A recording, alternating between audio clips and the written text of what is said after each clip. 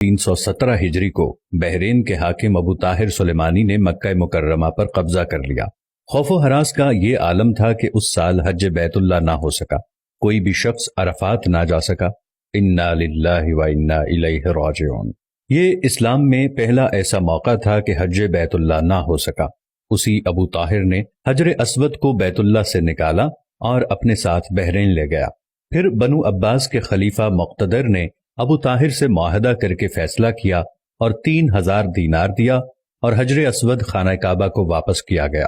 یہ واپسی 339 کو ہوئی، گویا کہ 22 سال خانہ کعبہ حجر اسود سے خالی رہا۔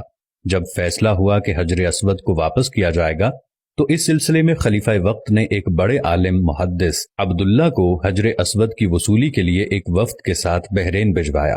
یہ واقعہ علامہ سیوطی کی روایت سے اس طرح نقل کیا گیا ہے کہ جب شیخ عبداللہ بحرین پہنچے تو بحرین کے حاکم نے ایک تقریب کا اہتمام کیا اور ان کو بتایا گیا کہ اس تقریب ہی میں حجر اسود کو ان کے حوالے کیا جائے گا۔ اب انہوں نے ایک پتھر جو خوشبودار تھا خوبصورت غلاف سے نکالا گیا کہ یہ حجر اسود ہے، اسے لے جائیں۔ محدث عبداللہ نے فرمایا کہ نہیں، بلکہ حجر اسود میں 2 نشانیاں ہیں، اگر اس میں یہ نشانیاں پائی جائیں تو یہ حجر اسود ہوگا، ورنہ یہ حجر اسود نہیں ہے۔ ایک تو یہ کہ حجر اسود ڈوبتا نہیں ہے، دوسرا یہ کہ آگ سے بھی گرم نہیں ہوتا۔ اس پتھر کو جب پانی میں ڈالا گیا تو ڈوب گیا، پھر آگ میں اسے ڈالا گیا تو سخت گرم ہو گیا، یہاں تک کہ پھٹ گیا۔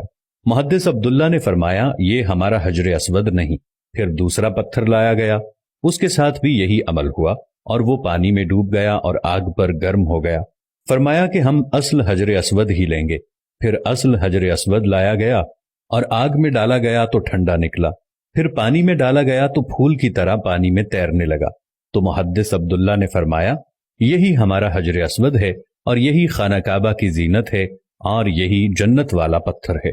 اس وقت ابو طاہر نے تعجب کیا اور پوچھا کہ یہ باتیں آپ کو کہاں سے ملی ہیں؟ تو محدث عبداللہ نے فرمایا کہ یہ باتیں ہمیں جناب رسول اللہ صلی اللہ علیہ وسلم سے ملی ہیں کہ حجر اسود پانی میں ڈوبے گا نہیں اور آگ سے گرم نہیں ہوگا، کیونکہ یہ پتھر جنت سے لایا گیا ہے اور اس پتھر کی یہ خاص خصوصیات ہیں کہ نہ ہی یہ پانی میں ڈوبے گا اور نہ ہی یہ آگ سے گرم ہوگا۔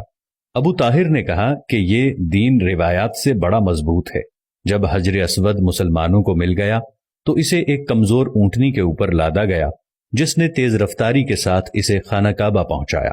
اس اونٹنی میں زبردست قوت آ گئی کیونکہ حجر اسود اپنے مرکز بیت اللہ کی طرف جا رہا تھا، لیکن جب اسے خانہ کعبہ سے نکالا گیا تھا اور اسے بحرین کی طرف لے جا رہے تھے تو جس اونٹ پر لادا جاتا تھا وہ مر جاتا، حتیٰ کہ بحرین پہنچنے تک 40 اونٹ اس کے نیچے مر گئے اور ایک کمزور سی اونٹنی نے بحرین سے واپس بیت اللہ کی طرف وہ سفر بہت آسانی سے طے کر لیا۔